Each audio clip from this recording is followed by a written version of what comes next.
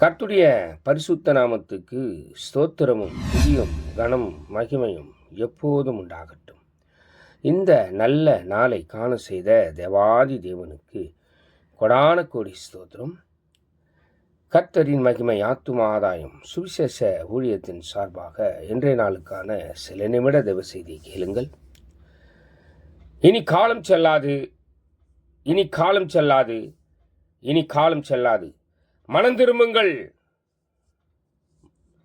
ஆயத்தமாயிருங்கள், அநேகரை ஆயத்தப்படுத்தி ஆண்டவர் பக்கமாய் திருப்புங்கள்.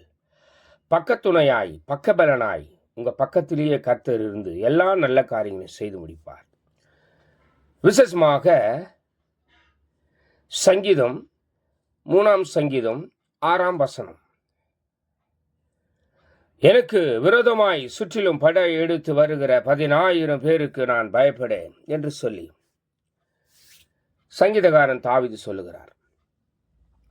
எனக்கு பிரியமான தேவ ஜனமே, உங்களுக்கு விரோதமாய் எழும்புகிற எந்த மாதிரியான ஆயுதமாய் இருந்தாலும், மனிதன் பண்ணுகிற சூழ்ச்சியாயிருந்தாலும், மாந்திரகமாயிருந்தாலும், பில்லி சூனியமாயிருந்தாலும் அது உங்களை நெருங்காது. கர்த்தருடைய பராக்கிரமம் உங்களோடு கூட இருந்து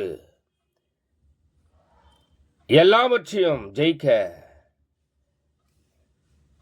கர்த்தர் உங்களுக்கு கிருபையாய் இறங்குவார்.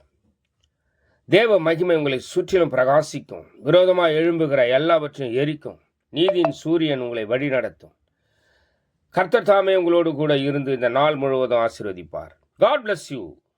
God bless you.